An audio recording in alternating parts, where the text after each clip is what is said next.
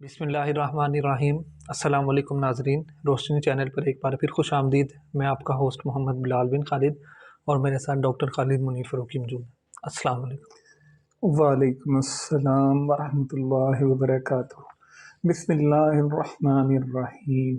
الحمد للہ رب العالمین، نحمدہ ونصلی علی رسولہ الکریم، اما بعد۔ ناظرین، ایک نئے ایپیسوڈ کے ساتھ میں آپ کا ہوسٹ ڈاکٹر خالد منیر فاروقی آپ کی خدمت میں حاضر ہوں۔ پروگرام کا آغاز کرنے سے پہلے آپ سے گزارش ہے کہ ہمارے چینل کو پلیز سبسکرائب کیجیے، شیئر کیجیے اور لائک کیجیے، اور اگر کوئی بات آپ کو اچھی لگے تو اس کو آگے اپنے دوستوں تک پھیلائیے۔ جی بلال صاحب، آج میں آپ کے لیے ایک سوال لایا ہوں اور میں سمجھتا ہوں کہ ایک مسلمان کو اس کا جواب معلوم ہونا چاہیے۔ تو بیٹا، آج کا سوال یہ ہے کہ آپ جانتے ہیں کہ نبی میں اور رسول میں کیا بنیادی فرق ہوتے ہیں؟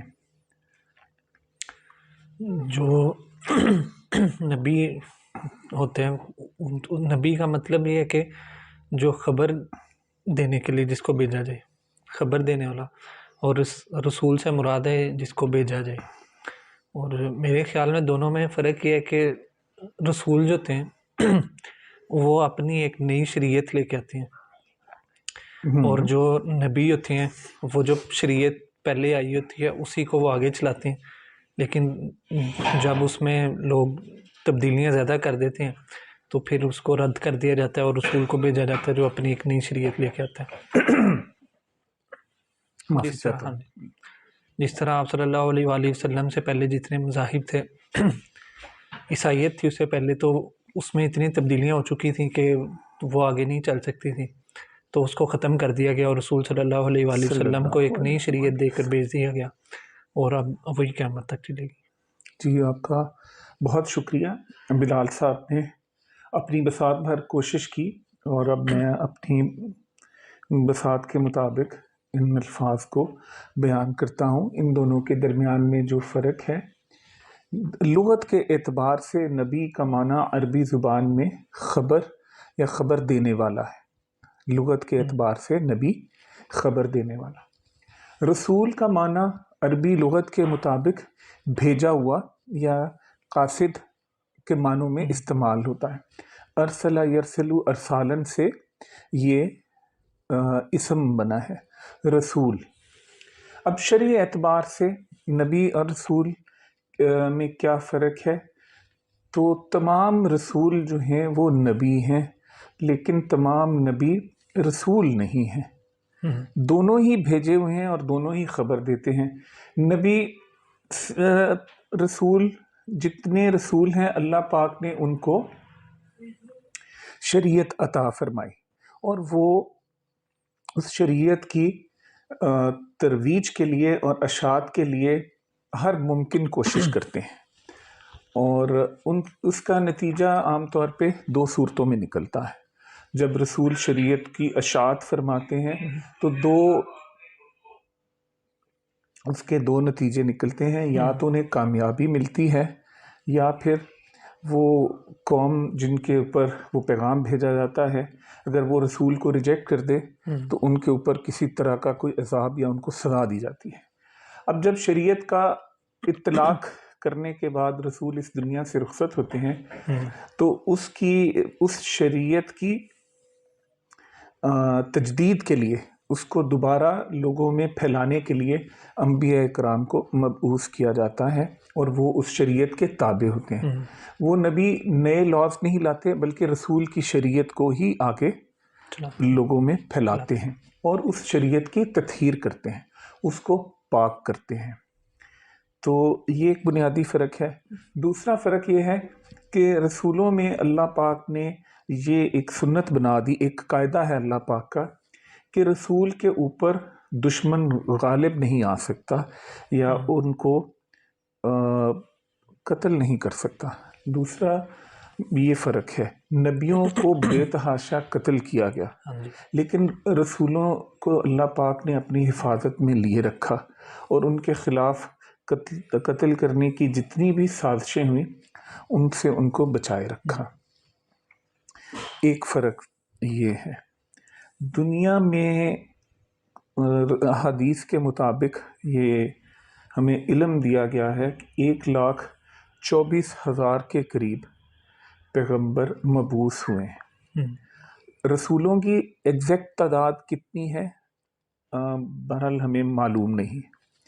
تیسرا پارہ شروع ہوتا ہے تو اس میں اس شروع کی آیت ہے تِلْكَ الرُّسُلُ فَضَّلْنَا بَعْضَكُمْ عَلَى بَعْضٍ، یہ اللہ کے رسول ہیں، ان میں سے بعض کو بعض پر فوقیت دی گئی ہے۔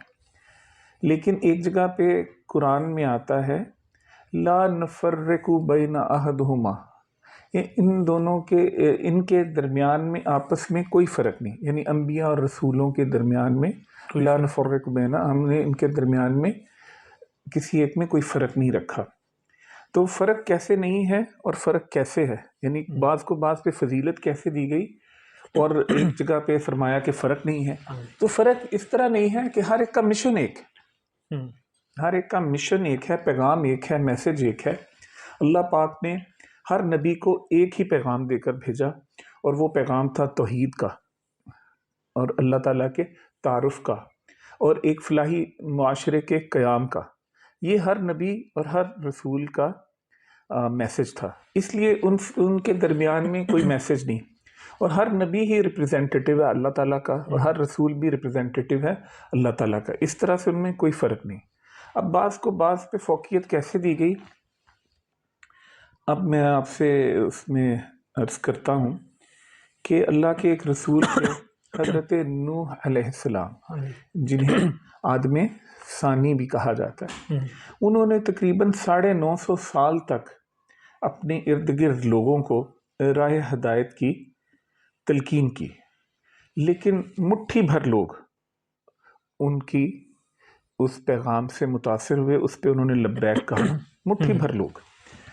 اس دنیا میں جتنے رسول آئے ہیں ان میں سے سب سے زیادہ معجزات حضرت عیسیٰ علیہ السلام کو عطا ہوئے، پیدا ہونے سے لے کر ان کے اس دنیا سے اٹھائے جانے تک سب سے زیادہ معجزات اللہ تعالیٰ نے ان کو عطا کیے۔ انہوں نے مردوں کو زندہ کر دیا، انہوں نے پرندے مٹی کے بنا کے اللہ کے حکم سے ان میں جان پھونک دی۔ وہ یہ جانتے تھے لوگ گھر میں کیا ذخیرہ کرتے ہیں، کیا کھانا کھاتے ہیں۔ اس کے علاوہ انہوں نے کوڑ کے مریضوں کو ٹھیک کیا، نابینا کو آنکھیں دی۔ اس کے علاوہ بے شمار ان کے معجزات ہیں۔ رسولوں کی زندگی کا ہر لمحہ ہی، ہر دن ہی معجزہ ہوتا ہے۔ اس کے باوجود صرف 12 لوگ ان پہ ایمان لائے۔ حضرت داؤد علیہ السلام اور حضرت سلیمان علیہ السلام کو اللہ تعالیٰ نے بڑی شان سے نوازا، کو بڑی وسیع بادشاہت اور سرداری عطا کی۔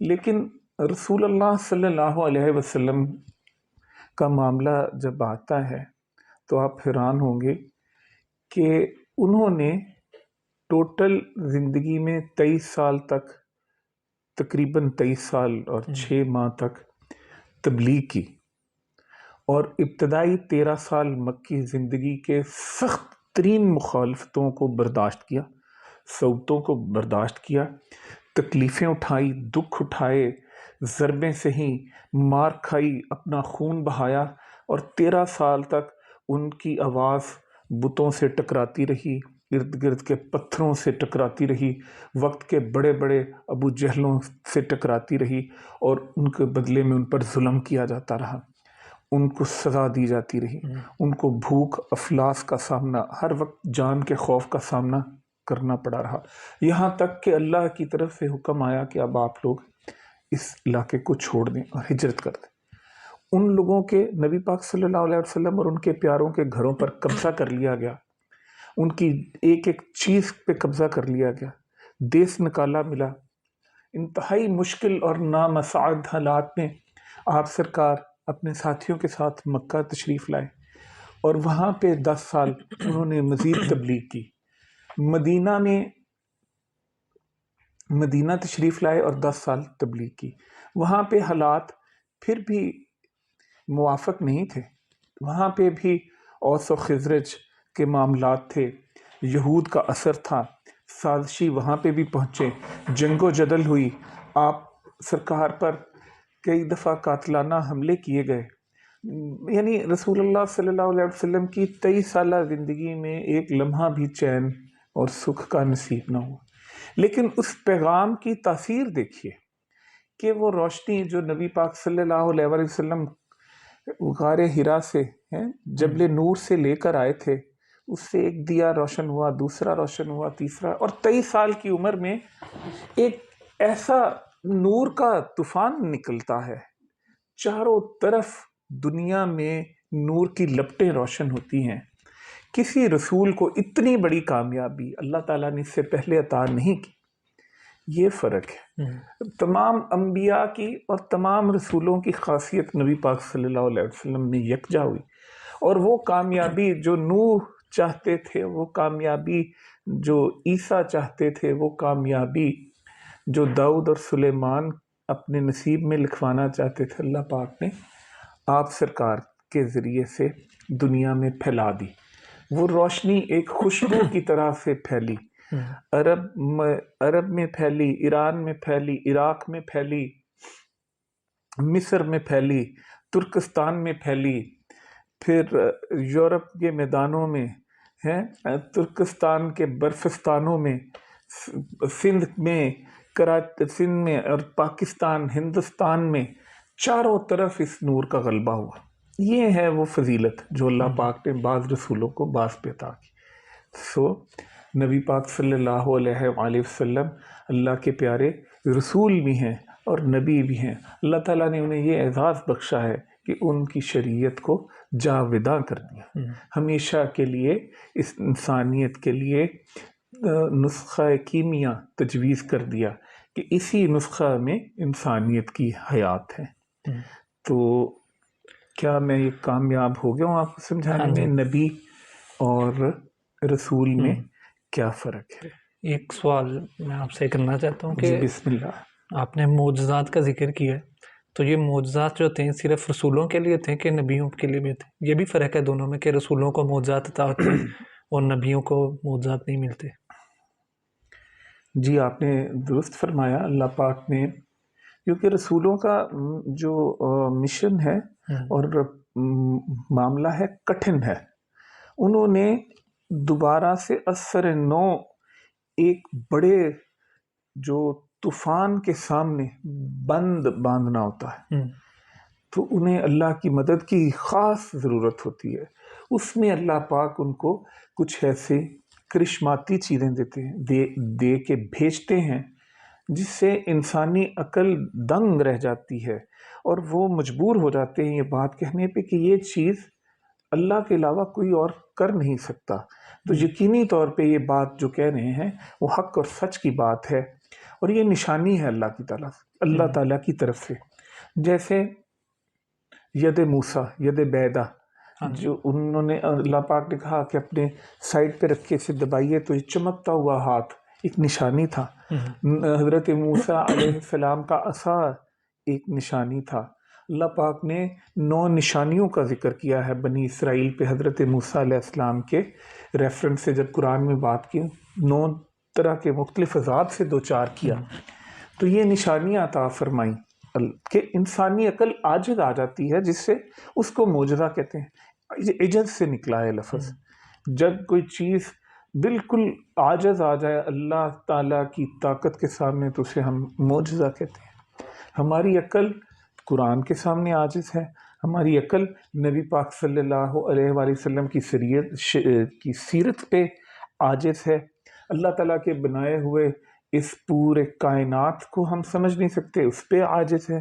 چاند، سورج، ستارے، یہ آسمان، یہ معلق چیزیں ایک پرفیکٹ بیلنس کے ساتھ اس دنیا میں چل رہی ہیں۔